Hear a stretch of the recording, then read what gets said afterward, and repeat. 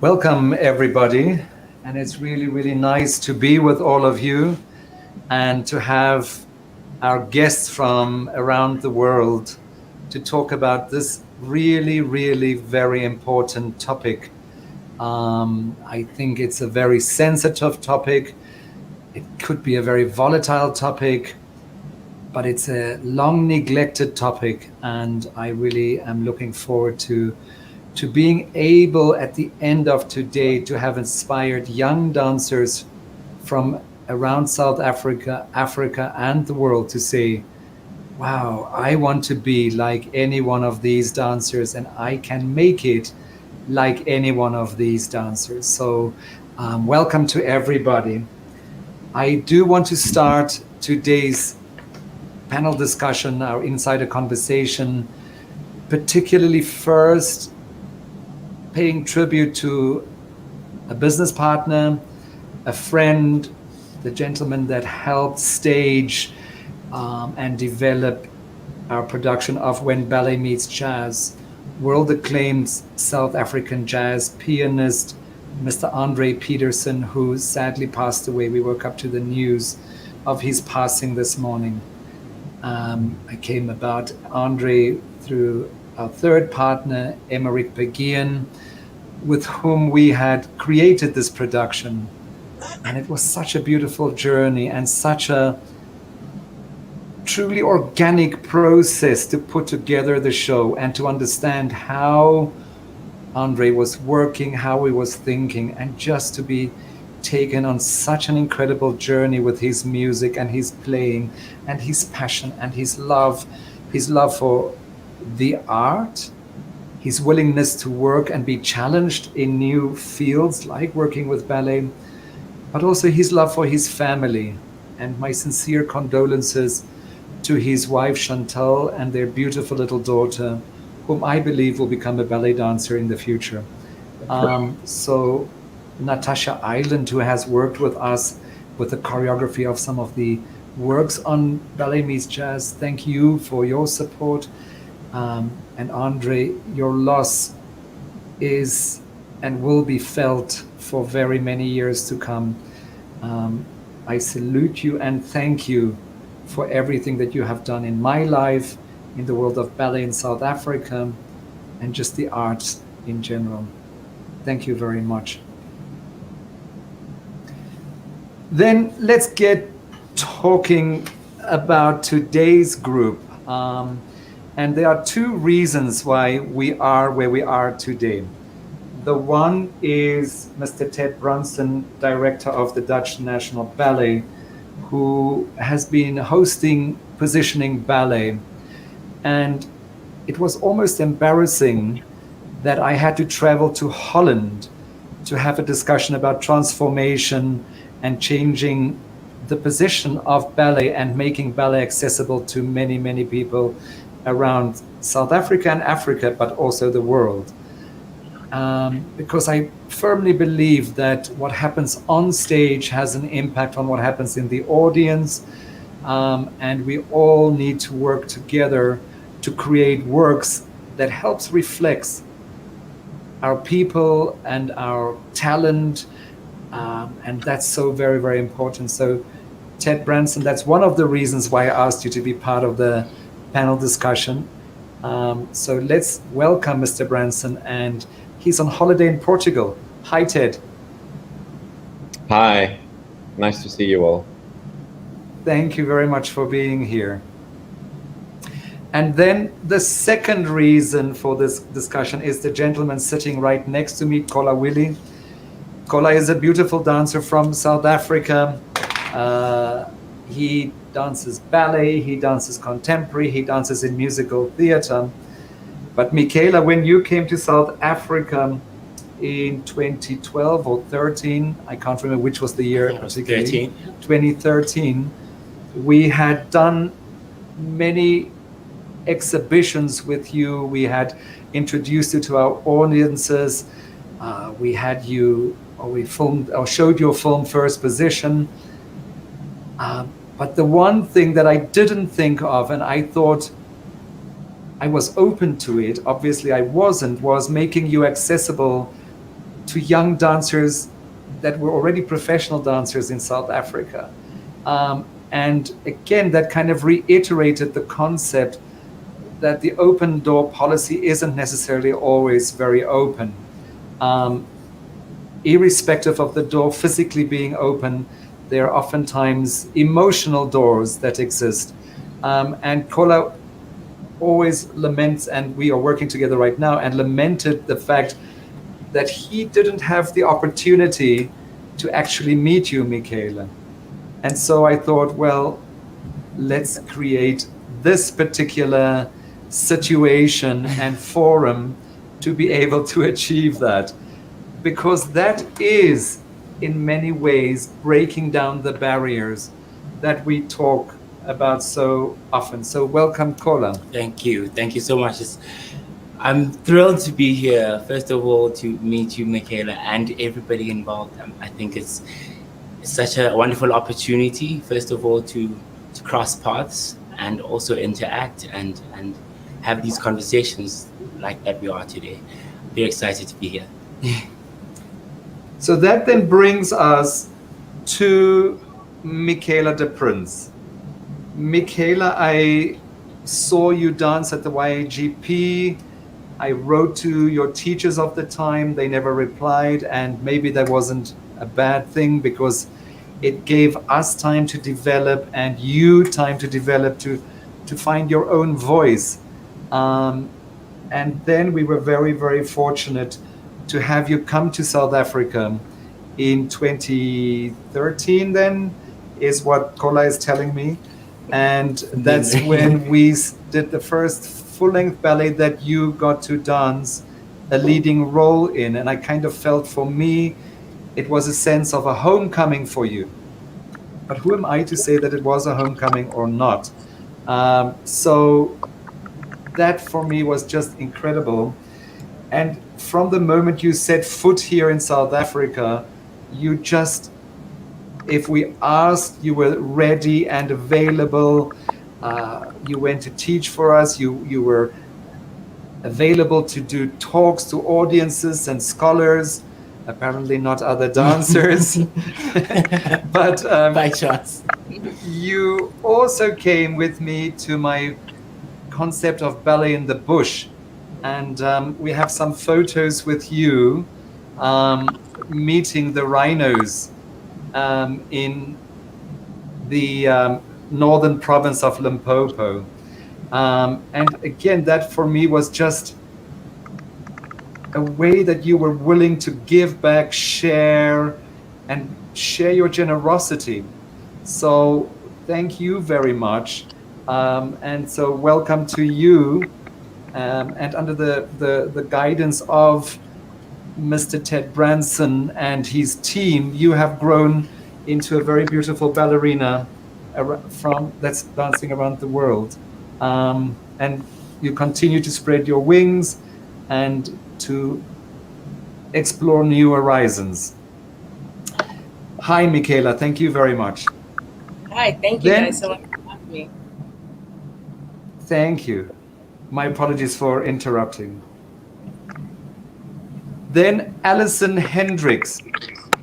Allison and I started at the UCT School of Ballet in 1990. I'm sorry, I probably shouldn't have said the year, but it has been incredible. And I stand in awe as I see how you have grown. And I look at the work that you are doing where you are now, Allison. It's just incredible to see your passion and the skills that you have acquired that you are now sharing with your students. So welcome, Allison. Thank you so much, Dirk. It's really wonderful to be here, and I just echo your words. I'm very proud of you too. It's just such a journey, and it's wonderful. I'm looking at everybody, and I'm thinking we're all from so many different generations. And so I think that is also really awesome for the students to see that from every generation, everybody has something to offer. So this discussion is really connected to students and dancers of all age. So thank you so much for this opportunity, Dev.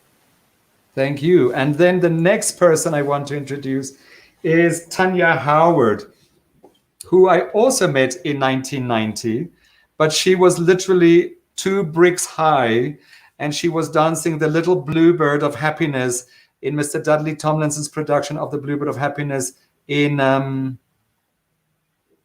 Port Elizabeth, which is now Quebec. So welcome to you. And again, a wonderful journey that you have embarked on and that you are hopefully willing to share and work with today. So hello, Tanya. Hi, Dirk, and everyone else. Thanks for having me. I have to correct you. You were my rat king in the Nutcracker. Do you remember that? I can't remember. But it's such a thrill for me to be a part of this, and I appreciate being included because I've been away from South Africa for so long.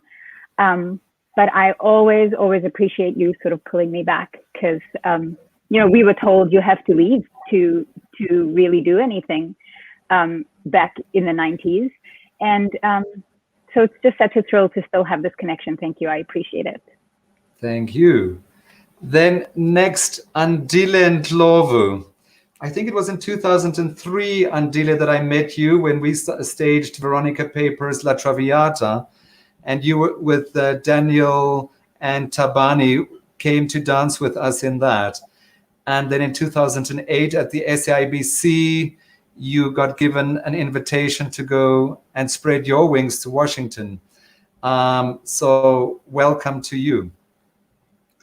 Thank you for having me, and it's always a pleasure. And I always, I always feel like it is my part to include myself and help nurture the next generation, or to speak on issues or anything that's going on in the world that we do need to delve into that are very serious. So thank you for having me, Dirk, and thank you to everyone here. I know most of you guys, and it's great to be here. Yeah. Then next in 2014, Cooper Rust came to take part in the South African International Ballet Competition in Cape Town. And she represented Kenya and the US that year because Cooper has been running a very important training facility in Kenya that has had a lot of success in creating opportunities for young kids for Kenya. So welcome to you, Cooper, and thank you always for also being willing to be available and to share and to care. Oh, thank you for having me. I love being part of seeing ballet grow on the continent. It's super exciting. So thank you, Dirk, for putting us all together. Thank you. And then the last person, we're waiting for Charmaine Hunter. She seems to have an issue connecting, but we'll get to her as soon as she gets in. But the last person is Mr. Wei Wu from the Liaoning Ballet in China. I met Mr. Wu in 2014 as well, and we took the Joburg Ballet to perform in China, and we worked with the Liaoning Ballet. And then in 2015, the Liaoning Ballet came to South Africa with 21 or 22 of their dancers, and they helped us with the staging of our Swan Lake of that year. And we have had continued relations with China ever since, and particularly with you, Mr. Wu, always friendly, always willing to assist, and also a jury member this year on the South African International Ballet Competition panel. So thank you very much for being here. Hello, Derek. Nice to have you. Can you turn your sound up a little bit if possible, please? Pardon me again? Can you, because I can't hear you very well. Maybe I'm just getting old. If we can hear from the years that I was working with everybody here.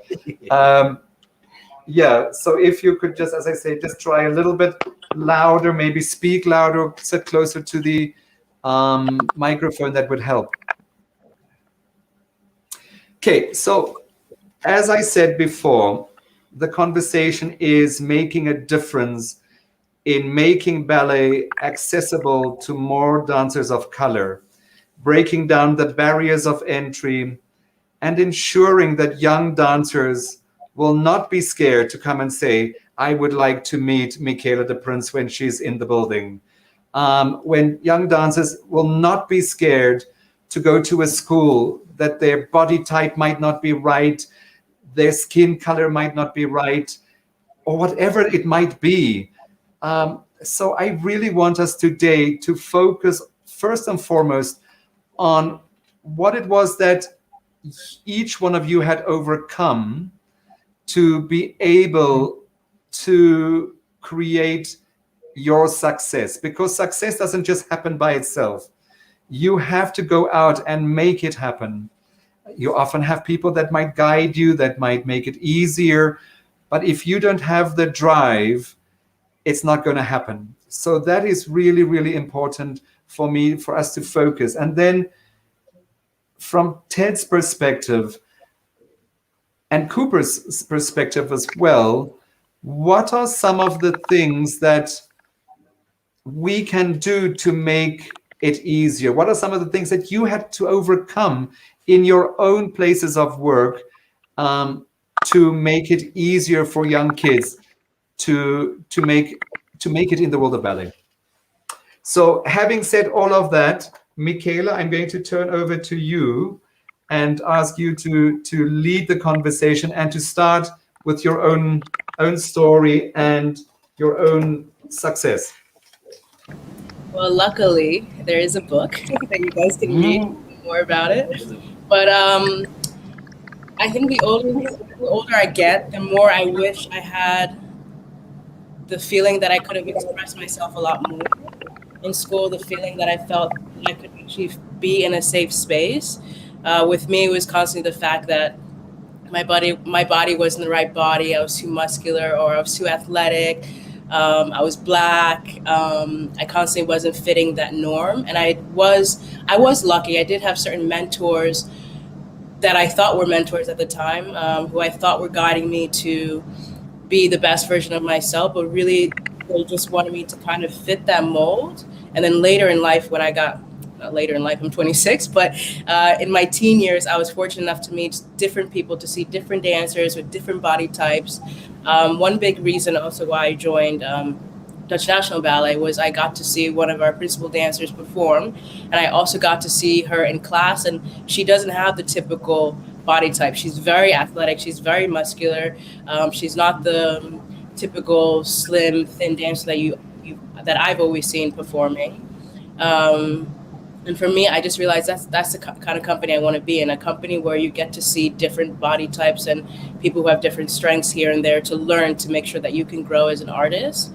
I was also fortunate enough when I was younger, I got to meet Heidi Cruz in the Pennsylvania Ballet.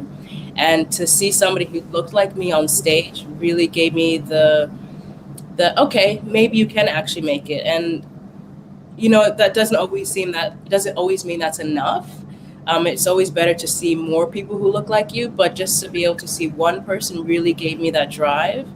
I was also very fortunate to have the support of people wanting me to really make it. And I did push myself, and it definitely does take a lot of drive, but it also takes a lot of knowing who you are and making sure you stand for what you believe in.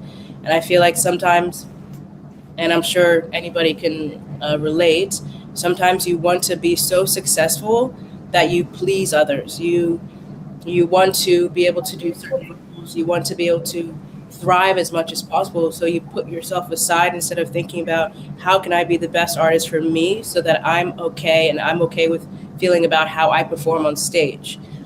Which is why, like when you said with meeting young professionals, I think it also starts with young children who just start dancing. It's not just about opening the door. The door needs to be opened at a younger age. It needs to start when they're younger, not just when they're teenagers, or because sometimes it's a bit too late, you know, because you just don't feel like you're ever going to make it, and then you lose that determination. So it needs to start at an early age. Teachers, I feel like, need to be more educated on understanding that, what I know Andy can relate to this, but aligning your bones instead of, from one of our teachers, aligning your bones and trying to figure out your body type and how you can perform instead of trying to fit the norm.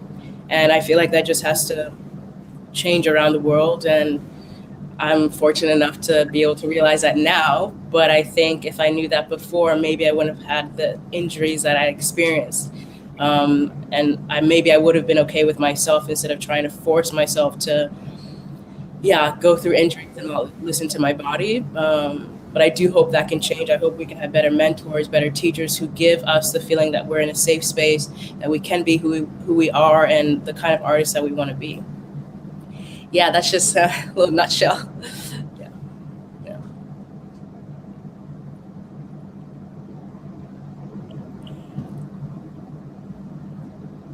Did myself. So somebody turns my mic off and I have to turn it on myself. So that's why it's a little bit confusing. So let's talk about your experiences then, Michaela. Who else had gone through it? Because it was such a great conversation that we on Tuesday with the health and well-being conversation, talking about how in the new generation of teachers and directors of companies, there is a need to create that space. So, Ted, I don't know if you want to kick off from your side, how at your school, at your company, can it be made easier? What did you learn from bringing Michaela into your company? First, well, I think we've learned a lot. I think we've learned that it's that no one has the same path or the same journey. And Michaela, actually, when we had the first positioning ballet conference, which is 4 years ago, and Michaela you'd already been in the company for 4 years, and you expressed at that time in the conference how heavy it was to be the only Black person in a studio, how that put such a weight on your shoulders because you felt you didn't only have to be good for yourself, but for a whole lot of other people. And that gave you so much extra weight that it never occurred to me that would be the case. And it really made me think how difficult it is to be an exception to what is considered the rule. In our company and our school, we strive to be absolutely inclusive. We have dancers from 27 different nationalities. We have people from different skin colors and different religious and ethnic backgrounds. And I think that's important because we're an international company and we represent the world as it is today. And I want the dancers on stage to reflect also the society that we're living in. And the society is multifaceted, multicolored, multi-everything. We're not just one body that, there's not just one type that fits the mold. We do see in auditions that there is not always enough people of color, dancers of color, who audition for us. There seems to be a lack of access. There seems to be a disconnect between, on the one hand, the art of classical ballet, and on the other hand, a part of the population that would want to be part of it but cannot get access to it. And I think that's what we're striving for now. We're working together with amateur schools in several parts in Amsterdam to start pre-training programs for amateurs, for young kids, because as Michaela said, it's important to start at a young age. For 6 to 8 years old, and then a professional program starting from 9, 10 years old. We have the first students coming in next season, and it's a very diverse group of students from different backgrounds and different origins, and I think that's very encouraging. But it will take 10 years before they become really ballet dancers, so it takes that long. It's a process that we have started, but it will take time. And I think that's what we all have to realize, that it takes concerted effort and it takes some time and work, but it's important work to be done.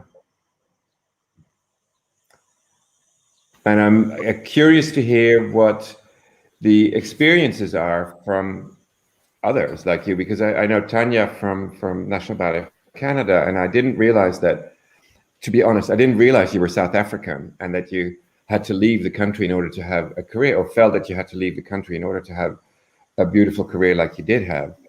And so that's really important for us all to make sure that there are opportunities for dancers and for artists in their own area, in their own region, where they can be part of the community, where they are part of the society, because art is part of our society and dance is part of what we do as human beings in our world and in our countries. And it's important that we have a connection. It's to the people that we live with, the society that we are part of. We cannot be exempt from it. Art is not some ivory castle, and ballet certainly not is an ivory tower where rarefied human beings do amazing things that other people can only look at. No, it's an art form that is there for everyone to enjoy and also to participate in as a viewer, but also as an active dancer, as an artist. Can I just chime in before Tanya, before you do anything? I think one big thing as well, it's also educating and just learning. I remember when I was younger, even my friends who I danced classical ballet with, they said, why don't you audition for Alvin Ailey? When I was trying to audition, not because I don't love Alvin Ailey. I mean, Alvin Ailey is amazing, but I've been training to do classical ballet, but you assume because I'm brown or black that it's better for me to go in that direction. And I think in general, even in different types of art form, in hip hop, in these different genres, I think people just assume, just go where your skin type is going to be accepted, instead of trying to educate each other about the fact that this is just something that we love to do. It doesn't matter if we're brown, black, spots, stripes, whatever. This is something that makes us breathe. This is something that makes us want to wake up in the morning, and we shouldn't just not have that opportunity because you are thinking about our skin color. That's it. Thank you very much, Michaela. I first want to say, if there are any of the people watching and you have questions, please either just type it in or send it to us so that we can put it to the panelists. And I think, in line with what Michaela said, I think it's so interesting in South Africa, so often people thinking that there shouldn't be a classical ballet company because we are primarily a black country. And that's why we lost Anandile. That's why we lost Tanya. That's why we lost a whole list of other dancers, instead of understanding that there should be a space for a black ballet company or a company that is with majority of black dancers in South Africa. But Tanya, let's hear from you. I feel like I have so many things to say to try and tie it together, but mostly in this time of reflection, I've realized actually how lucky I was meeting the right people at the right time in my life. So as Ted was saying, it starts young, right? And when you're 7, 8, 9, you do not necessarily have your own voice. You really need to have someone creating the space for you. And I was really lucky to have, as you mentioned, Dudley Tomlinson, Carol Groenewold, Leslie Albrecht. These people were doing things in the 90s, which 91 to 94 is sort of my time of reflection in South Africa. And that was a very tenuous time. And I had more exposure to South African life in the studio than I did in my regular world. I went to a ballet school. Like my studio was entirely colored girls. That was, so I never ever thought that ballet was not for everyone, as Dirk was saying. And then I feel where it got blocked was when I tried to become a professional in South Africa. I think that's where I felt like, oh, I think I have to leave. And that to me is the person in charge making some radical decisions and having to feel like, and now it's like, oh, it's part of my legacy. And I just wish it was that kind of push back then, when people felt like they could make these. I mean, it's not even that radical. We were we were trained, classically. So I definitely think it has to start young, and it has to start with people choosing, leaders choosing to make sort of big decisions.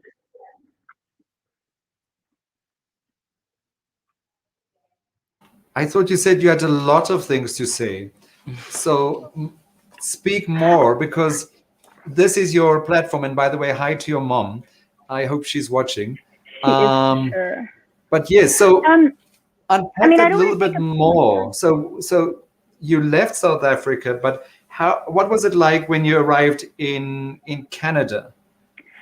It was the work. The work was so intense that sometimes we didn't notice the rest of the world. We're also quite far north, so sometimes it's very hard for us to compare to the American companies. But I do remember never really feeling like it was about my race as much, except when it would get to that point. I think Michaela was saying something like, when you're in the studio, we used to have the wording was so crazy sometimes in the 90s, where your coach would say, leave everything outside the studio, all your personal stuff you leave in the studio and when you're in the studio. And I think that was a little bit of making that mold, like trying to sort of fit in and don't bring too much of yourself into the studio, because we had to be this sort of ballet aesthetic or idealization of what that was. And when you do get that moment when you're like, actually, this is how I move, or this is how I want to be, and it stems from how I was raised, or so many things, to have that kind of freedom eventually. But for me, the key is just the wording of how somebody is trained or is allowed to believe in themselves in a way that, no, you don't have to be this image. You can actually bring way more of yourself into your work, which didn't happen until quite a bit later for me too. But I'll chat back. We can share the space a little more. Excellent. So let's then hear from Kola, because Kola is here, is Black, is a dancer in South Africa. What are some of the things that led you to think that you can be a dancer? And what are some of the things that at first made you think you cannot be a dancer? Okay. So I started fairly late, very, very late. I started at about 16 years old. So when I was introduced to dance as a real formal thing, rather than something you could perhaps do on the side, and the diversity of dance. I only got to know about the different styles, different genres within the umbrella. And to my surprise, I was so excited. I think as a dancer, you are aware, especially when you're a child, you are aware that something special about you. There's something you're not necessarily going to follow in the same career path as perhaps the children around you want to. So I always knew that there was something very creative about me. And once I found out about this school, the Late Grey Arts Academy School, I was thrilled, because I was so excited to know that there's a place where I can go and find out about dance. But also at the same time, I felt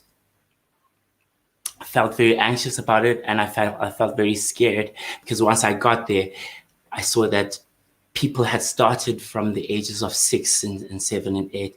So that was a barrier that immediately came. As soon as I was excited about starting, that was something that came and presented itself as a barrier.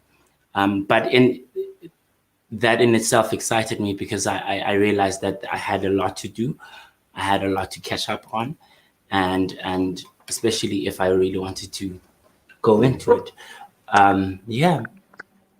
It's I feel like it's difficult, because I come from a place where people don't necessarily know dance, specifically ballet dance now, right? So it's very rare to find an institute or a school. I got into it because I really searched. I remember back then there were yellow pages instead of Google and all of this. I searched and I found a school. And so for me, one of the biggest problems, especially in the beginning, was knowing that there are places around me in the Eastern Cape where there's a lot of talent, but perhaps there aren't necessarily resources that people can go to that are in close range. I mean, I had to travel all the way to Johannesburg just to truly start and know that there are teachers out there who are eager to teach young Black dancers, especially. Yeah. Thank you very much. That's really, really beautiful. And Andile, let's talk you. Okay, should I go? Yes. All right. So I used to be a Latin American ballroom dancer from the age of 9 to 14. What happened before that, I was in soccer. So I was playing sports and doing all kinds of things back then. And my sister got me into dance. Moving on forward, I started Latin American, and that's where I felt very free and welcome in any way. But at some point, I changed because there was this interest. I started seeing dancers, Bershnikov and all these people. I started seeing these people, and I didn't even think about color or anything. I just saw a body moving, and I said, I can do that, right? So I want to try that. And I found someone that can help me, like someone was saying here about finding the right person or being at the right place at the right time. It's definitely that. So someone was like, oh, I know someone that's in Johannesburg that you can go and train with. And I said, oh, okay. But that's when everything started. The ball started rolling, because I had to learn a lot about myself, a lot about my culture, a lot about where I come from, and a lot about where I'm going or putting myself into. And so when I arrived at the ballet studio, I immediately saw the big difference. The big difference was the studio was filled with white kids. And first of all, that's when I was like, oh, I've never experienced this. I am used to dancing with a lot of kids that look like me. This is different for me, but okay. And all of them are standing in the same position or posture, and they're all wearing the same things, and all their clothes are clean. Like, wow, that's amazing. And then I came in there with no tights, ballet clothes, or anything. And for the first time culturally in South Africa, you do not have, no one asks you to take off your clothes so they can inspect your body. Nobody does that, especially as an African boy. So when I stepped into the studio, that's what I was told. So I took off my school shirt, so bare naked. So already I'm embarrassed, and I'm already going through this thing that I have never gone through. So I'm battling this now, and in real time. And then next thing, I had to be in my underwear. I had to do, of course, inspection. Inspection is turnout. Let's see, feet. Okay, that goes. Okay, turnout. Oh, that goes to the floor. Great. Let's see how far. Let's see how you jump. And the audition lasted about 20 minutes, and I felt like I was violated, right? And I've never experienced this. So now I run out the studio, and this dream of mine, or this perception of ballet, was about to die in 1 second, was about to die. And I said, I am not going to be violated like that. My mother doesn't do that. My grandfather, my uncles, my aunts, no one does this to me. Why is this man doing this to me? And it happens to be a white man, but I was never around that many white teachers or white people then. And so now I'm battling to sit there and decide if I want to take this full scholarship that I was just given, a free ride, literally a free ride. I started crying, because it's either you decide and you become this ballet dancer that you can be, that's different, that comes from Africa, that can change the world or change the norms or times, or you're going to quit like everybody else. What are you going to do? So now I'm faced with a dilemma of, do I decide to go in this direction where I know that I am going to struggle, that I know I am going to have to fight for myself because no one will fight for me because they don't know about me. They don't know about anything that I come with. And so I went home, talked to my mother. My mother said, absolutely not. He's not going to do that to you. So the next thing, my mother and I went to the studio to my teacher and my teacher to become. And she first ripped him a new one and said, you're not going to do that to my son and this and this and that. And I said, Mom, listen, I understand. I've already dealt with this internally already. I know exactly what I'm putting myself into. So please trust me. And this is where I'm going to go. This is what I'm going to do. This is what I want to do this. And she said, well, if he decides he wants to do this, fine. I support my son, but you're not doing that again to him. So there I have support, but there is no other person that is not the same color as me that would give me that support or stand by me like that. So at least I knew I had that. I could run back home and do that. But now I had to start this ballet, and that's when the whole thing about identity, knowing about who I am and what my purpose is now, is that I have to fight for myself and for others that come next, that are standing next to me or come before me. And it was a responsibility that I just inherited automatically, and I didn't put that on myself at a young age of 14 years old. And so I had to deal with all of that. So yeah, that is a short little snippet of that, and those are the differences that we struggle with. But I'm going to talk a little bit more. I just want to open up the space for everyone else, and if you have any questions, please do go ahead and ask. Allison or Cooper, your thoughts around anything that you've heard or anything new you would like to add at the moment? Yeah. Can I, sorry, Cooper, if it's fine with you, I just do not want to forget what I wanted to just connect to what Tanya was saying, and also Michaela was speaking quite a bit about youngsters. I do believe that, look, my journey took me eventually to majorly mentorship, which is what I very focused on, and getting into the mindset of young dancers and even older dancers very often too, where they need to be continually reminded to focus on their goal, focus on why they are there. Back in my day, there was a lot of need to continuously have to prove yourself that you are not part of what was then called, or probably still is, affirmative action, that you are there because you have a rightful place to be there. And so, like Tanya, I also performed mostly out of the country. I didn't have a career in Cape Town, which is my hometown.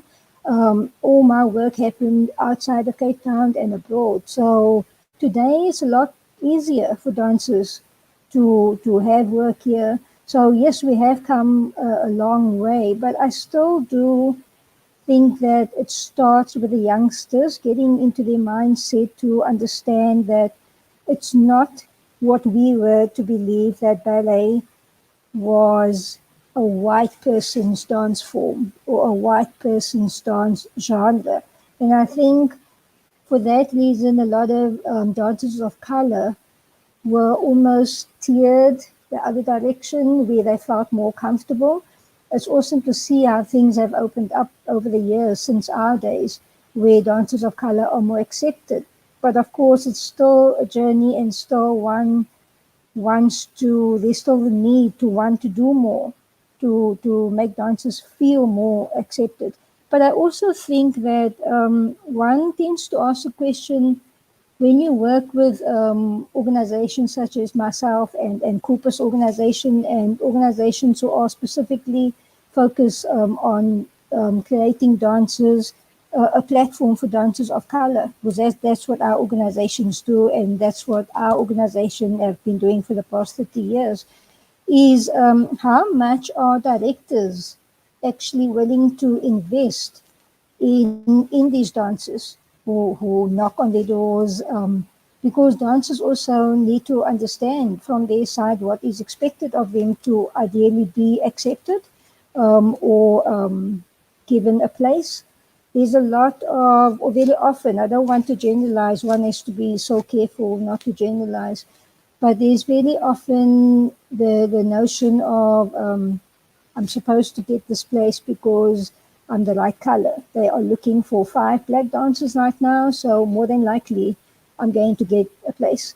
But I think it's important for dancers to marry the fact that, yes, you are so right, because it is your time. I'm so happy for this conversation. I'm happy that they are able to see that people do hear you, people do hear your concerns, but also marry the fact that there are expectations also from your directors and those people who ultimately give you that place that you are looking for, that you've been fighting for, that you've been praying for even for many years to feel comfortable without walking in and feeling like, are you going to be accepted? So directors plays a huge role in how much are they willing to invest, because it's a tough one. It's a tough one. But you know what you need, you know what the country needs, you know what your country needs, you know what society needs. And then of the dancers on their side, what are you willing to do on your side to make it work really? To make inclusivity and the fight for inclusivity worthwhile.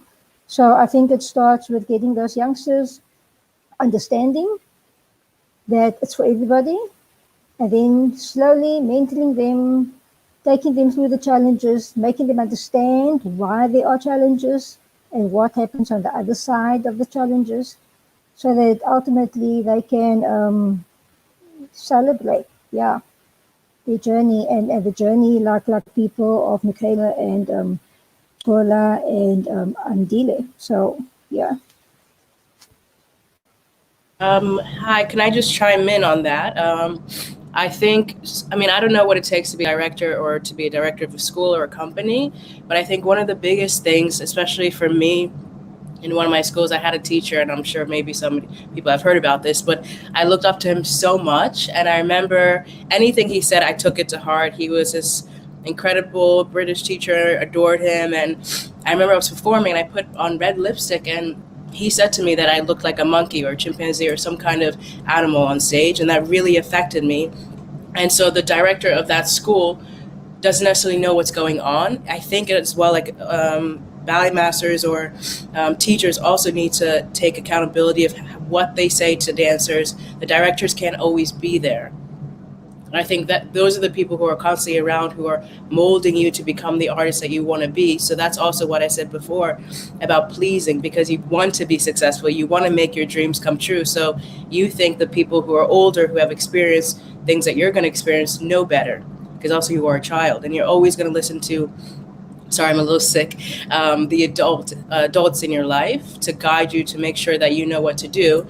But his comment of that caused me not to wear red lipstick for years on stage, because I wanted to make sure I didn't fit this angry black girl, I guess, mold or monkey looking person on stage. I just wanted to be able to be that ballerina on stage because I loved it so much. So my identity of who I was as a black little girl, and then the older I got as well, I couldn't understand that identity, and I needed to figure that out when I got older, because I was also trying to be more accepted while also fighting the norm. So it was this constant battle of, oh, I need to look like the Caucasian dancers because they're the ones who are getting the job. So I either have to change my body, and to be honest, I'm sure everybody knows, is starve myself because I want to be thinner, because I want to fit that so I can have a better career. So it was this constant battle as well, like Andile said, of just, you don't feel like you fit in and you don't know your identity. But yeah, so I'm just hoping like teachers and ballet masters and ballet mistresses also take accountability of how you help an artist grow. It's not only the directors, I feel sometimes. So sorry, I just need to, sorry Dirk, I need to just make clear what I mean by directors investing. And when I say that, I mean not just time spent with the dancers, not financially, not in that way, investing as an individual themselves. How much are they able or willing to have their teachers, have their choreographers, have the dancers, everyone understand how much inclusivity is important should they decide to go that route. So as a director, how much are you willing to invest in your dancers mindset, in understanding your dancers, in understanding what it makes them feel, to feel welcome, to feel accepted. So yeah. Thank you very much, Allison, for clearing that up. And it's definitely very, very interesting. We often wonder who watches and who do you impact with a conversation like this. We have teachers with kids from McGregor, with actually 4 of her little black kids are taking part in our competition. We have Joan Dickman watching and being able to share this with her kids. I want, Lauge, can you post the question about the Nigerian Kenya comment? Will you post that? Because there's a question from Leora Amit that says, do you think that countries such as Kenya and Nigeria might have some advantage as they develop in ballet, in that the most substantial presence within the field locally is of persons of color doing the ballet? So your thoughts on that, Cooper? Oh, Cooper is not here, she left. Hi. What I can say on that particular question, my apologies, is that when I went to Nigeria, there was a much easier sense of acceptance and of just enjoying the art form. Because I think the kids that worked with the kids, the people that worked with the kids, understood the kids so much better because they were from there. So they wouldn't have been able to have hopefully put the kids through what Andile had gone through. And so Leora had asked, so I'll if you can put the other comment from Leora on as well. And there's another question that says, further to Andile's comment about the attitude, are there other practices that we kind of normally as a ballet teacher would have thought this is okay, but might not be okay in an African context? So I don't know if there are any of those things. Kola, from your side? I wanted to just add in how comfortable is the certain area, the place, the country, how comfortable is it with the idea of ballet? I mean, there's a lot to say. Ballet is the most beautiful type of dance I know, but before I really got into it and really got interested into it, I remember there were so many stigmas flying around, right? Besides the known ones, but people are scared to confront something or go towards something that they're not necessarily comfortable with, right? Hence why, from where I come from, it's a minority. It's of people who go ahead and go into classical ballet, right? Yeah. So I guess the comfortability of it being in there. Absolutely. I just quickly want to say, Philip Boyd, welcome. Thank you for watching. Philip used to work with Dance for All before Allison, and was one of the founders of it. So really great to have you with us, Philip. Really, really wonderful. Also, some of the other SAIBC staff watching, really nice to have you with us. Let's get back to some of the things, but actually before we do that, I would like to watch a little bit of a clip that Tanya has sent us of her dancing. And let's just get that shared, please, Lauge.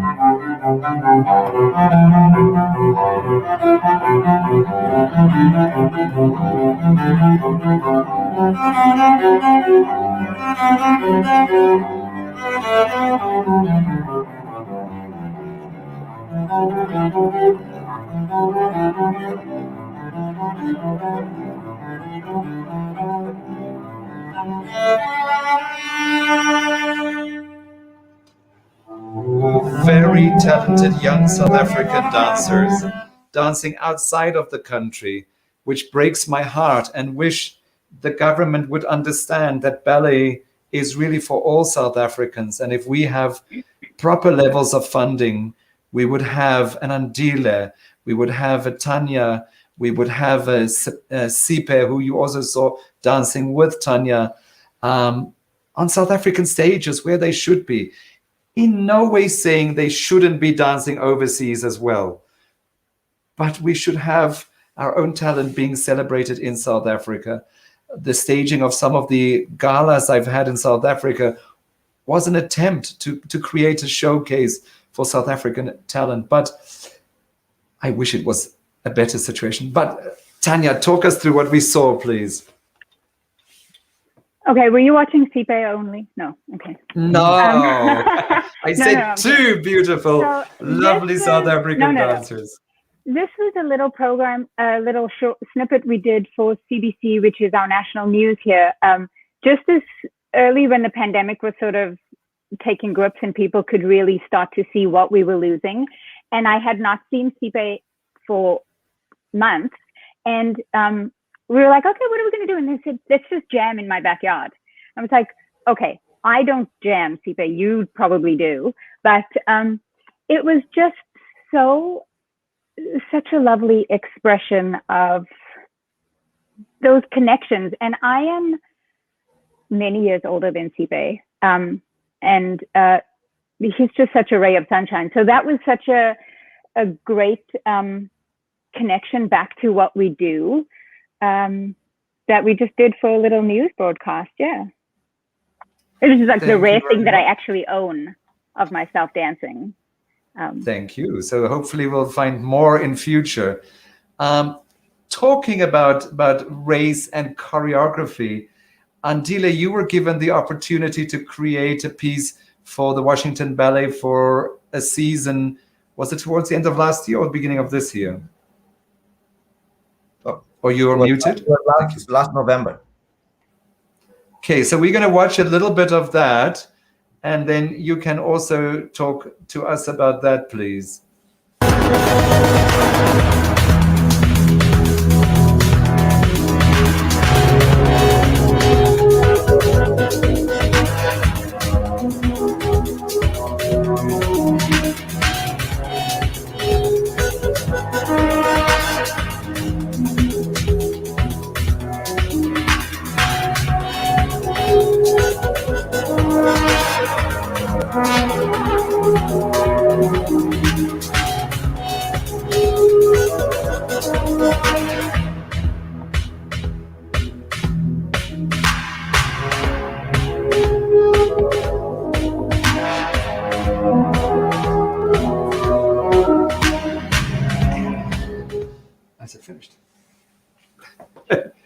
That was so quick, but so lovely.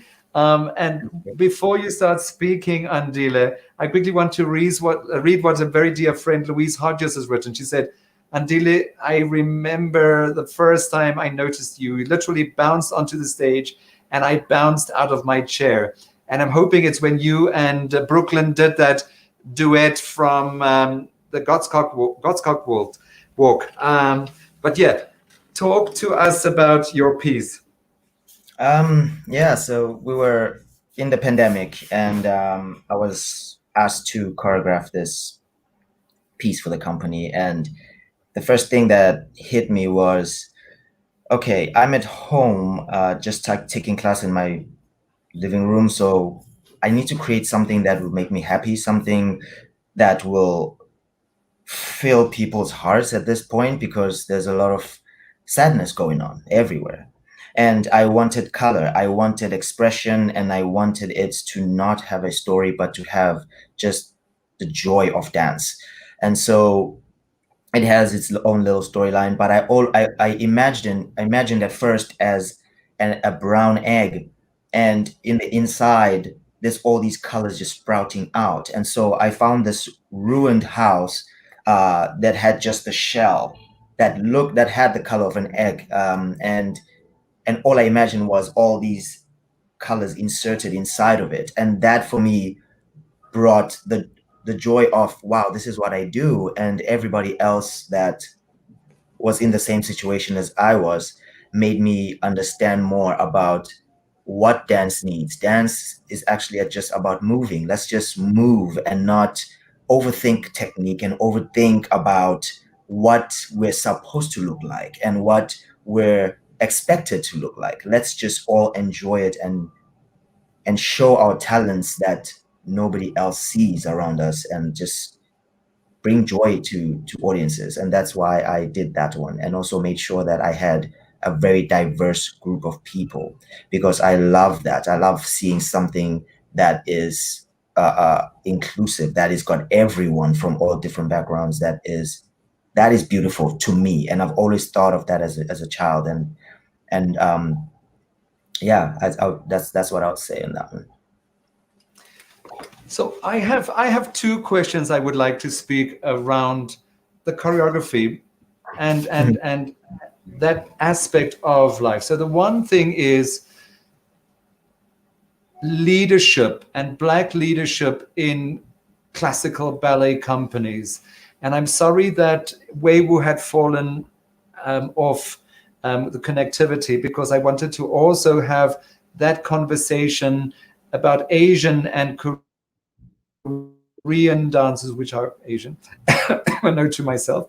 But that is one thing that I want us and you guys to talk about. But then also, as the director of the South African International Ballet Competition and a small company, Mzansi Ballet in South Africa, and then as the director of the Dutch National Ballet, which he had made for me one of the top companies in the world, what would you guys want to say to us to make the competition better, to make it easier for dancers in our companies? What can we do, and not just the two of us, but all directors around the world, what can we do to make it a more inclusive, more mixed world? Kola, let's start with you. Bang. You mentioned directors and you come to me. So what can we do to... I come back to this point often because I feel like representation is so important. You go to a place where you think you'll be more comfortable, especially if you see that there's more of you there. I remember, like many of my co-dancers, going into an environment and seeing that, okay, cool, there's 3 of us here. And now how can you make that? And you tend to go to the people that you are alike. But the more comfortable you get in that zone, the more comfortable you are with everyone else that is around. So what can directors do in order to make it more integrated? I come from a line of directors that have kind of shown me that this place is for everybody, from Kelsey, from the Dadas, from you. So the people that I've been around and the people that have led me have shown me that this is not exclusive, right? It's inclusive of everyone. And how I see it going nowadays, you have branches all over Johannesburg and elsewhere in the world that are helping different types of colors, whether you're Asian, Indian, or Black. So going back to what Michaela said, getting the people that are young, the people that are really excited and without any boundaries, any courts, people that are full of imagination and haven't necessarily been put in a certain box. Getting in there and letting this child know that get in with this class and combine together. That is already a train that has set on its rails. But I think more of that can definitely make it better. I'm not going back on what I said before, but one big thing about dance, and it's expensive. It's expensive to pay for your lessons. It's expensive to go and fly to those competitions to make your videos so that you can also become the dancer that you want to be. And I feel like we have to find a different way to either get better scholarships at a younger age, because most of the dancers or Black or brown dancers I saw growing up, it got to the point where they just couldn't pay for it anymore. It's a very white art, to be honest. And I feel like if we can find a way, either talk to the government or talk to sponsors or donors to be able to see how these young Black, brown, Asian, whatever, they have the love, the determination to be able to do it, but they just don't have the money. And I think that's why it's hard for directors to actually get those dancers, because those dancers haven't had the right education because they can't pay for it. So it really does start from when you're a kid. I think as well for, I don't know, I'm not a director, but I think as a dancer in a company, one of the best things to feel is to feel that no matter what, your directors or ballet masters or ballet mistresses have your back.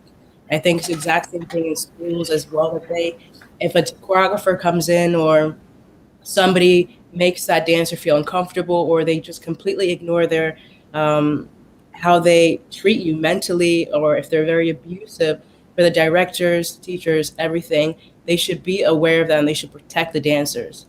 Because mentally, to be able to get up every single day, yes, we're lucky to be able to perform, but it takes a big toll on yourself. And I think a lot of dancers tend to please a lot, and then they can mentally, I think, thrive as well. If you're not mentally stable, you can't actually be physically stable. And that's what you need, is to feel safe and have a safe environment. Tanya, from your perspective. Thanks, Michaela. Thanks, Paula.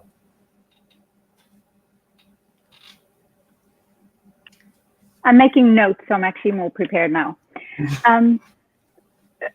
Like, I cannot agree more with that, Michaela. And I think what we need to do is also change the language around what we honor. So I know when I first started in a company, I honored that person who was just working and didn't voice any grievances and didn't, dance through injuries and stuff like that. And that is just so bizarre. And that was exalted in our world. And we need to start changing that, so that we can see that it's more of a holistic approach, that it's not this one sort of machine thing.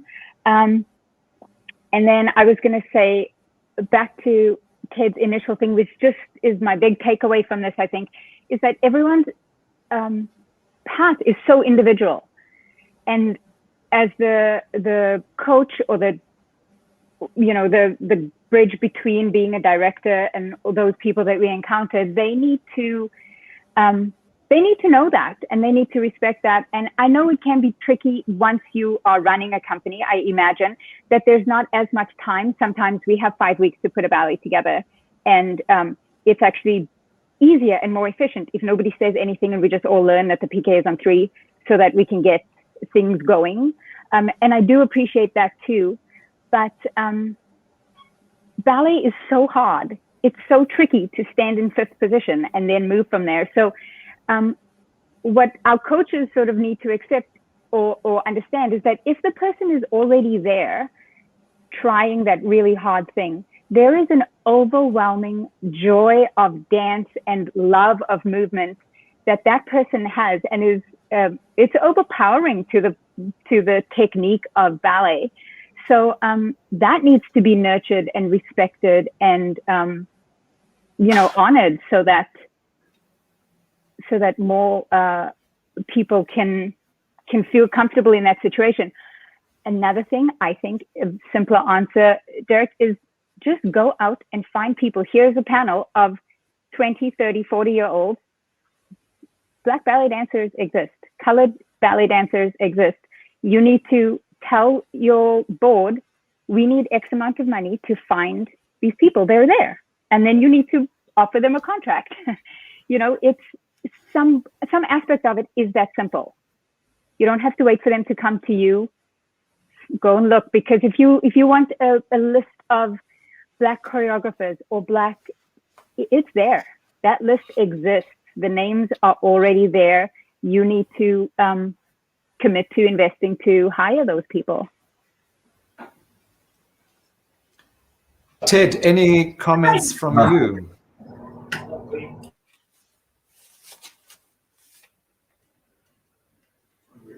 Sorry, I needed to unmute myself. Yeah, no, I completely agree with both Michaela and Tanya. It starts, you know, it's access is one of the big things, is having the possibility to learn ballet. Also to have the idea that ballet is also something for you, even if you're not white, blonde, and have legs till, you know, forever. And even if you start later, that there are possibilities for someone to succeed. So yes, that I think is the first thing. And I think the financial aspect of it is a very important thing.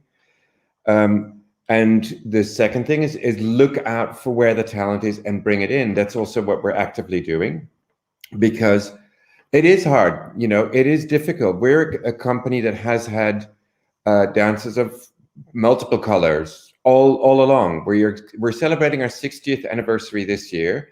And in 1961, I think we're one of the first companies that had a Black male principal dancer. And it was absolutely not even an issue. That was not something people were surprised about. It was just there.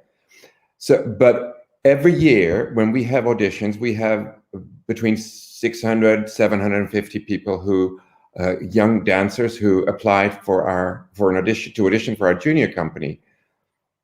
And some years we have not one person of color there. And that is surprising. So we need to go out and scout, and we need to actually do our best. And it's not because we have role models in our company. So even there, that's not just necessarily enough. We need to actively work on making sure that people that dancers who are of color, who are in a position where they have been training, where they are ready to enter the professional world, that they get those opportunities, and that they find out, that we find them, and that they find us. And it's a two-way street. And I think that as a company, I think the whole culture of ballet has changed dramatically over the last 15, 20 years in how we are looking at hierarchy, how we're looking at discipline, how we're looking at what dancers are expected to be.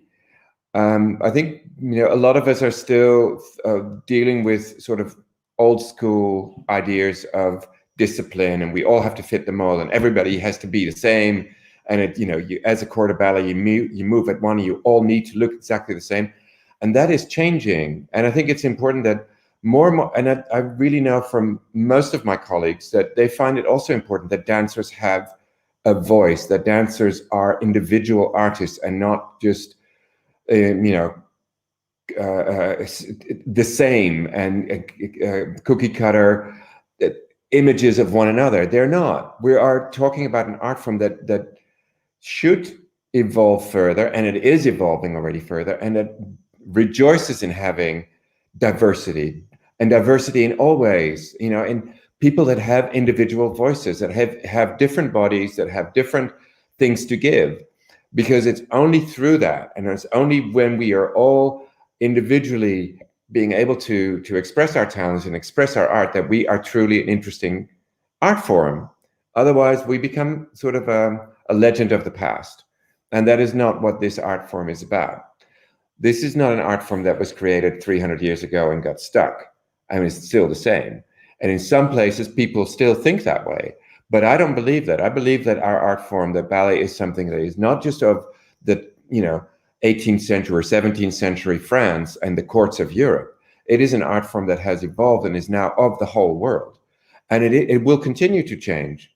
It will continue to change in its practice, and except we're not all changing at the same pace. And there are, there's big responsibilities for us as leaders in this ballet world, as directors and teachers and educators, but also for you guys as role models to help change this old school mentality and to help change the ideas that people might have that ballet is just one thing, because it's not. It can be many, many different things.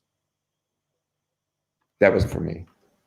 Thank you very much, Ted. And I remember one of the things that came out of one of the positioning ballet seminars that I had attended was that maybe it is time that there is a training for future or existing directors to kind of keep up with the change that is happening so fast at the moment, to be able to deal with the needs of the dancers. It isn't only the artistic need, it's the emotional, the economic, the socio-economic, all of those things needs to be taken care of.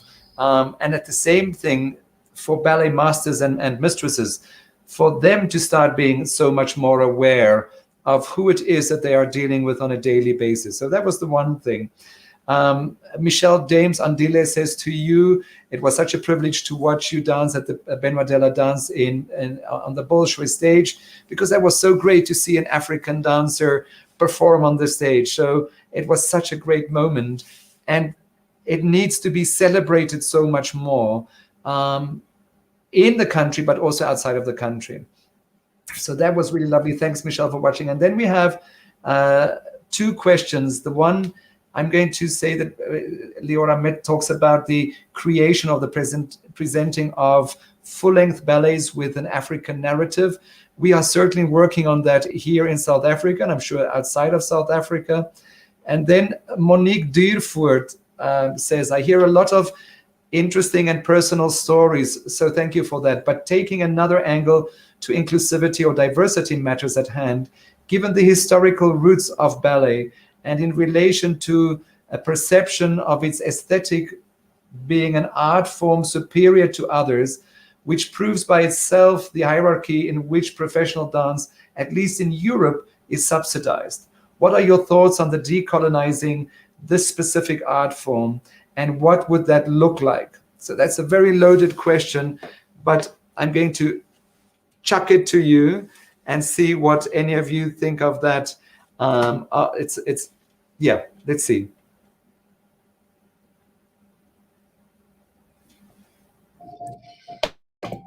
I mean, I'll just talk a little bit on that. It is quite a difficult question.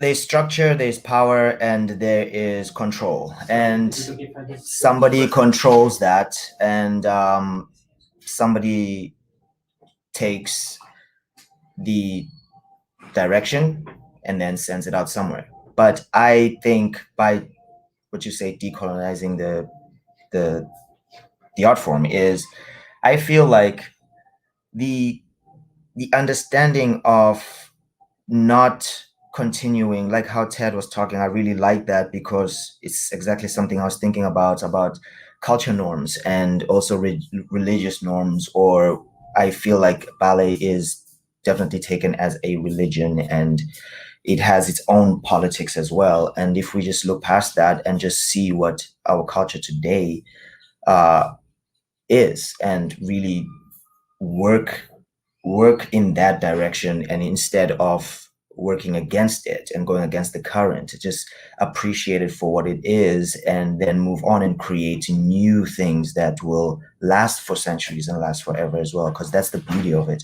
The wheel needs to keep turning. It doesn't stop at some point, and then what happens after that. So the momentum needs to continue in a very good way, in a way that we can all be included and so we can share it openly. And not only some can and some cannot. I was also feeling about like standards of beauty, standards of how a dancer is supposed to be, talking about bodies, talking about the face, the hair, the way we put our costumes on. And also the talking about that is the bar the bar always gets moved higher for other groups of people than the other. So if I would like, what I'm saying is that I would love to be, I'd like to wake up in the morning and strive to be mediocre, but I cannot. I cannot as a Black person. I have to do twice the work and 3 times the amount of what somebody else can. And that is allowed and given opportunity over and over, whether they fail or not. So they can continue failing and not being able to produce what I produce in an instant like this, because I've already worked so hard to train myself to produce it in an instant. And that happens. But some others are given the grace that allows them to just continue to experience what it's like to be okay when they are not at the same standard as somebody else that has to work much more. So yeah, I think I don't know really how you would really change that, or how you would decolonize it. But I think as a collective, if we work all together and find a new way of making this become something of importance for everybody, I think it's going to be a good thing to do. Yeah. I definitely agree. I think as well, it's also just talking about it as much as possible, trying to figure out a way to just make the change, but also talking about it with a complete, just an open mind, an open heart, and just really wanting to educate yourself. And I feel like recently you see a lot of people pretending that they want to change things. You see that they'll just use a Black dancer or a brown dancer just to say, hey, yeah, see, we understand that we want to be more diverse, but they don't really actually put in the complete effort. But they think, okay, well, it's enough. We've done our part. I even saw like interesting article. I'm just wondering as well, like after everybody put up the like Black squares, what have you actually done after that to really try to change in your everyday life, but also in the art world as well? What have you actually done to educate your teachers or your classmates? And that's also the thing is, as Black and brown dancers, we don't always want to be the person to tell you what to do. You know, we've been struggling enough to already being Black and brown or whatever, Asian, outside of that art community. We already have to put sometimes a certain persona to protect ourselves. So if we go outside, I have to think, oh, by the way, I'm Black. And then I go into an art form where which I absolutely love, but then I'm also reminded, by the way, there's a lot of people who don't look like you, so you also have to work 10 times harder. And it's this constant cycle, I feel. But if we continue to just talk about it, try to find different ways to change it, I do believe it's not going to be this generation or the next, to be honest, because it's going to take a lot of work to break that down, to break the way. Yeah, it's going to take some time. But I do believe it's going to happen, and I would love to be able to see that. I have a question that I want to throw to all of you, and that is, and we so often do this, and we say, okay, we want to change things for Black dancers. So we ask a Black dancer for his or her opinion. My apologies, Michaela. But I'm sure not every Black dancer feels the same as the other Black dancer. So we should be asking a collective to see what are the different nuances and dynamics that needs to be at play, so that it's a much richer, truer conversation than just a single, maybe as you said, Michaela, an example. Here's my Black dancer, I've done my bit. But we do have to sometimes ask our Black dancers what they are talking about and what they are needing, as much as you just said you don't always want to, because who else is going to tell us? Well, luckily as well, books, I think, it's just, we don't want to always want to be that person, you know? Sorry, continue, sorry. No, it's perfect. No, continue. Allison, you wanted to say something? Yeah, Michaela, I don't want to break your words. I want to speak about what you said there about not all dancers or black dancers as such, seeing that we focused on dancers of color today, has the same mindset. I think it's very important to look for us. I'm speaking from experience now. For DFA, we've always been about resilience, going against all odds, taking them out of the difficult circumstances, and then painting what not is a pretty picture, but possibilities. So I think that is what kept dancers going, that they are aware of challenges, they are aware of not being always accepted, teaching them that, making them understand that rejection is part of life. So you're not necessarily going to be accepted into that company, but it doesn't mean maybe because of your color, you might just not be the right fit of what they are looking for right now. So I think if we also focus on reasons other than your color, opens up that for dancers to start thinking differently. And I'm sorry if I'm sounding, I shouldn't apologize, but I'm going to, over optimistic, but I'm a positive person. And I believe in, let's try to find a way to acknowledge everything that needs to be done, but also put that energies out there that helps dancers build their confidence, because that's what they ultimately go out and sell. When they go into that audition rooms, where they come from an institution where they've made to believe that, hey, I'm as good as what I've been trained to this point, they prepared me, I'm mentally ready, I'm technically ready, as good as I will be at this point for this audition. So I'm going in with that confidence. So it's almost a case of what you see, that confidence, they're going to look at you twice before you start questioning or going into all the negative things. So I hear all the concerns and I work with it daily, but I always try to look at what can actually be done. And then also connecting to the directors, what can they do? And also dancers, because like everybody knows that the dancers are also artists, they're also creative people, they have brilliant ideas that they don't always feel comfortable to pass on to the directors. But partnerships are so important, and collaborations, those are also ways to find other dancers of color. And we all know funders love partnerships. That's what they want to see. They want to see people working together.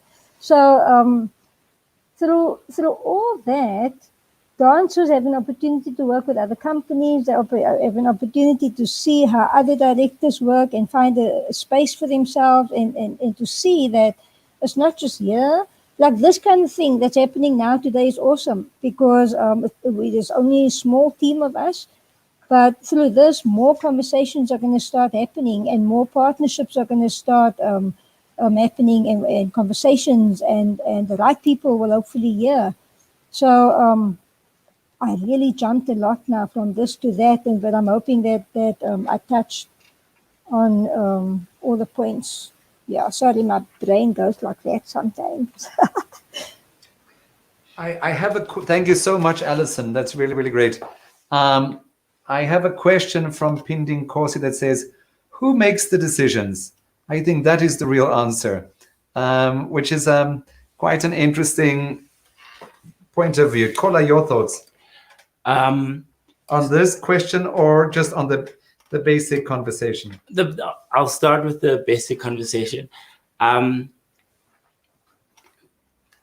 believe in this. There's a mantra that I say over and over in my head, that I am more than what I appear to be, and in addition to whatever you believe in. I think it's so important to discuss mindset, right? To discuss mindset, because I need to understand that if I'm not fitting here, then I fit in there. I'm a Black dancer, and I grew up around other Black people, and we were dancing in the streets and everything. But I found that I didn't necessarily fit in into the type of dance that they were doing, into the vibe that they were creating. And as soon as I stepped outside and went more theatrical, and I found out about classical ballet, it sparked inside me that this is where this is my home. Fine dance entertainment is it, but this is where I feel like I belong and fit in. And so I think mindset is so important for anyone and everyone, for ballet and for the general thing called life. Because if the mindset is stuck in a certain path, it cannot cross over into another, right? Absolutely. Yeah. The question was, who makes the decisions? I think that's the real answer. Who makes the decisions, Dirk? Geez, who makes the decisions? The decision for me, there are people who are above you, who have authority, who do make the decisions. But your success, my Tandu, will only be as Tandu-fied, if I may, that goes with what I put into it. So I make the decision. I make the decision to be better. I make the decision to be as close to Andile as possible, right? So I'm inevitably, it starts with me, and so on. Good. We need to be finishing up. So let's do a round of everybody making your closing remarks. If there's something that you want to insert before closing off, that would be good. Christoph Baum, it's really lovely to see that you are watching all the way from Berlin. Lots of love to you too. It's great to have you with us also, because you are one of our jury members. Allison, let's start with you. Your final thoughts.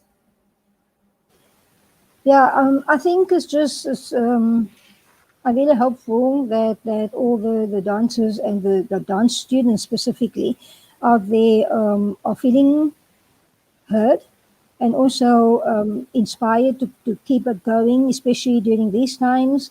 And where there are a lot of questions that comes up, did I make the right choice? And will there be a place for me eventually? So yeah, I hope that we have managed to plant some inspiration there. And then thank you everybody for being part of this much needed conversation. Andile? Yeah, I'd like to say to anyone that is feeling stuck or feeling like they don't have access or do not have opportunities, start searching for your South African dancers that are out there, and communicate. Do not feel shy. Ask questions.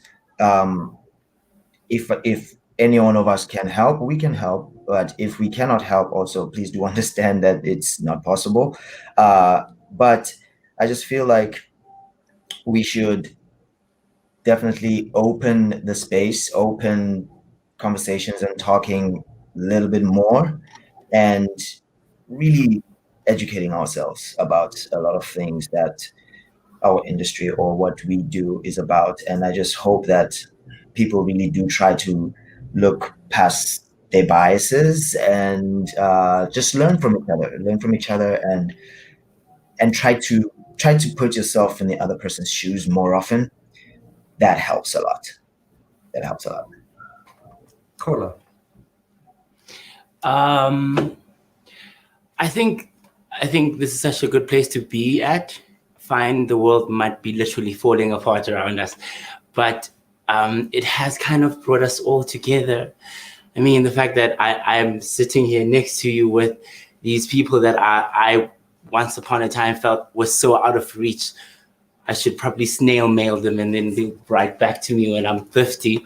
I think we're at such a good place because conversations are being had. I find that the fear factor is the big monster, right? Because as soon as you get over that fear, you realize that there's so much that can be done. I can perhaps DM Michaela and be like, hey, how do I can perhaps do this and that. So I think getting over the fear factor and trying and really trying. That's how we get to do things. Mr. Brunson. Thanks. I was inspired by what Kola was saying just before in reply to the question, who makes the decisions? Because it's not just one person or one body, anonymous body up there that is making the decisions. It's us. It's all of us individually that make decisions, all of them in our different ways. And every day I strive to make the right decisions for the people that I'm responsible for the company that I'm responsible for, and for the future of our art form, where I play a small part. But I think all of us need to do that. And I was, inspired when you said, I decide how I make my tandu. I decide how I'm doing things.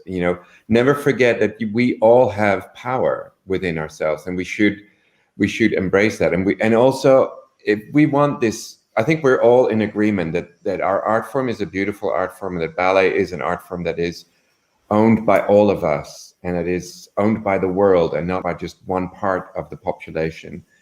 And if not everybody agrees with it, it's up to all of us to make that change in our respective responsibilities, in our respective positions. And not everybody can do the same thing, but we can all contribute to making things better. And I'm with Allison, I'm also a positive thinker, and I think that things are changing, and I think we can achieve a lot. And I'm very happy that this conversation is hopefully helping people to be inspired by that thought.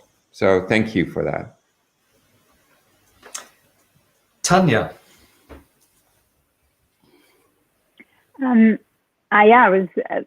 Everything everyone has said is especially the tandifying my tandu.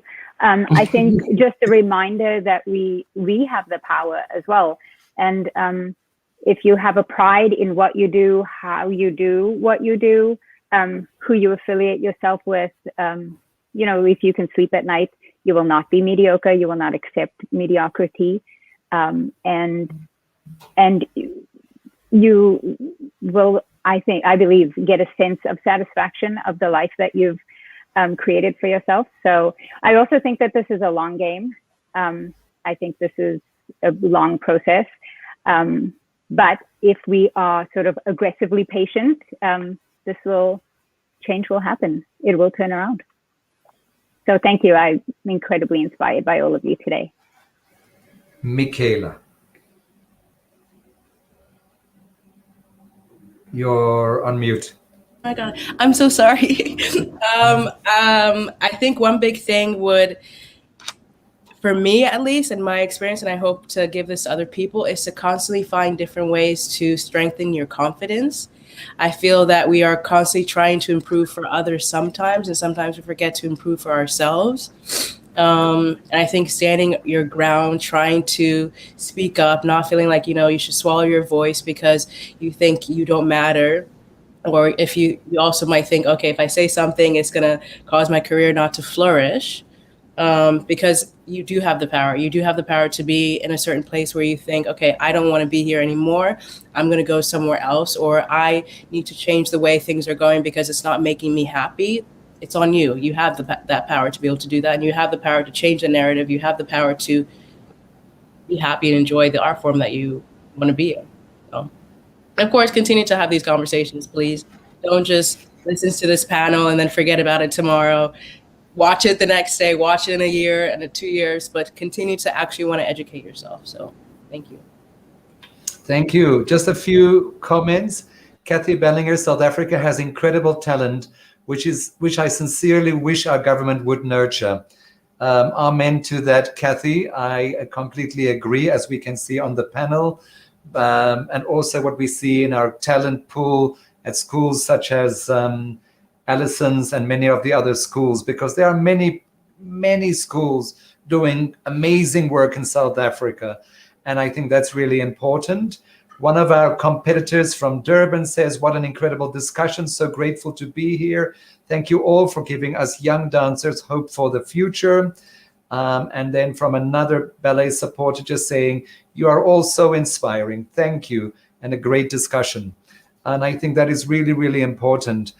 what I'm taking from today just quickly is the fact, create your own space, you're your own strength, you're your own decision maker. What I want everybody to understand is that it shouldn't be an us and them. It should be just an us.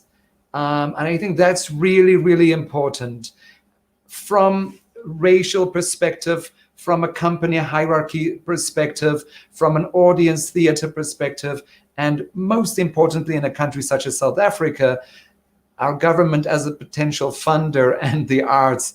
I know that it's maybe very naive and very, very overly positive, but if we keep on putting it out there, I believe that it will come true. So all of us, let's stay positive. Thank you, each one. Allison, Andile, Kola, Ted, Michaela, and Tanya. You are amazing. You inspire, and we love you all. Thank you so, so very much. Thank you. Thank you so much.